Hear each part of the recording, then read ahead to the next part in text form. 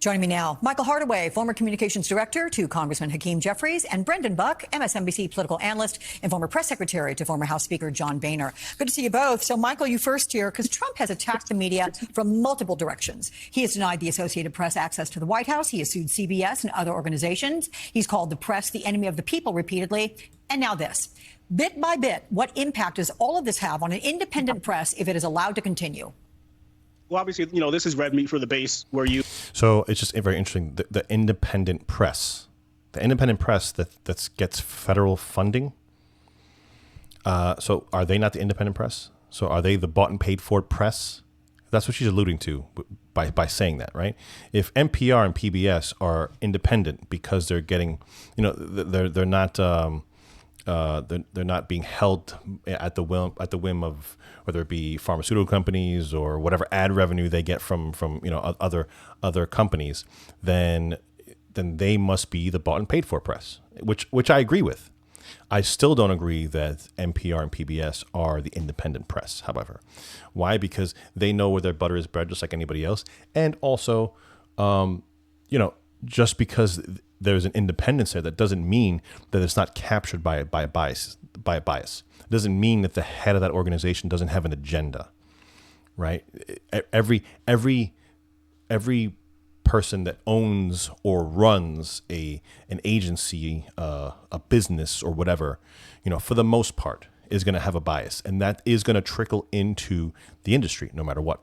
You attack public broadcasting and really just attack media so that you ruin their credibility, so that when they report on the illegal things you do, people don't believe it. But in reality, Donald Trump is in trouble. He's kind of like that boxer who's already taken some big blows in the first round. And so because he's got falling polling numbers, because prices are up. And again, this is why these polling numbers, which it's not even that they're fake, right? They're just fraudulent, right? Because when you look into the polling numbers, out of every 100 people, I think it was 34 of them were Republicans, right? So if Trump is sitting at a 42% favorability rate, but you only polled 34 out of 100 people were Republicans, then you don't account for that, you don't adjust for that, then your data is fraudulent, right? I mean, it should be a 50-50 comparison, right? At the very least, right? There should be 50.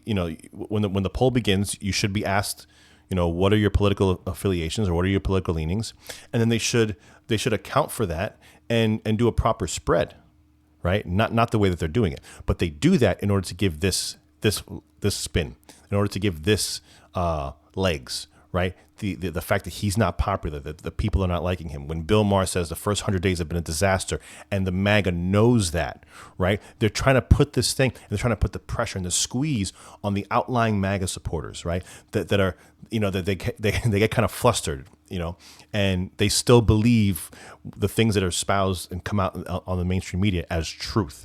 Right. So if somebody's on the fringe and they're pretty weak on supporting Trump, and they're hearing that the tide is turning, it's just like anybody else. They want to be on a winning team, right? They'll just go over to the other side and say, "Hey, no, I'm over here." That's what they're hoping to do, just to try to pick off a couple of the exterior, and to actually make that poll a reality. And that's the way it works. Because the economy is shrinking, he's throwing red meat to his base, which is attacking the media, attacking the press, and attacking Big Bird, which I just don't understand. So, Brendan, the Corporation for Public Broadcasting provides a key component of emergency alert systems. It provides free children's educational programming, Big Bird included. In some areas, you have public stations being the only, or at least primary, local news source. Do people really understand what they could lose if CBP is defunded? Yeah, we watch a lot of PBS in my house with a couple little ones here. Look, the question of whether the federal government should be funding PBS and NPR is not a new one for conservatives. Donald Trump didn't come up with this. Republicans. It's not a new one just for people in general, right? Like it's amazing, right? You look at whether it be Canada, Russia, any country that is socialist, communist, or whatever. What do they have? This is state-funded media. Why would you want that? Why do you want a news that is siphoned through the view of your government? Like who in their right mind would want that? All these programs, whether it be Big Bird, whatever, I thought somebody took them over. I'll have to look that up, but I thought Sesame Street was already out of PBS. But if it's a good program, then put it in the marketplace. Why does it have to be subsidized by taxpayers? Why do these, if they're good programming, then they should be able to thrive just like every other bit of programming that's out there. That part I don't understand. Have been talking about undoing this kind of funding for literally decades, because it's just a question of whether it's appropriate. I don't think that's what's going on here. I don't think Donald Trump has it out for PBS because he has some principle against government-directed media. I think he doesn't like them because some of the programming, perhaps on NPR, is critical of him, and that is unacceptable to him, and he will not tolerate that kind of thing. So there's a point. Is it critical of him or is it bias? There's a big difference there. I don't mind being critical. I welcome that. And I think that if you're in this, whether it be libertarian, conservative, anything right of crazy left, you want someone to challenge you because you want to hone your argument. You want to hone your idea. Maybe you're wrong, right? So you need people coming at you with a critical point of view to try to counter your ideas and your narrative and your thinking. And then maybe shapes you into a better person. Maybe it maybe you got something wrong, like everybody does, and the criticism allows you to reflect on that and say, yeah, maybe I got that wrong. But when it's a bias, when you have all these things that you could be saying that are good, and you ignore all that, and you focus on the one thing that is bad, and there's bad with every administration, right? You're gonna find some things that you can pick at. When you ignore the good and elevate the bad, especially when, in my personal opinion, there's a lot more good. Like okay, they're talking about the one guy that possibly got deported in error, which I don't think he did. But what about the fact that the border now is seeing a 99.9% less border crossings? That they don't talk about that, right? And that's what I'm talking. That is a bias.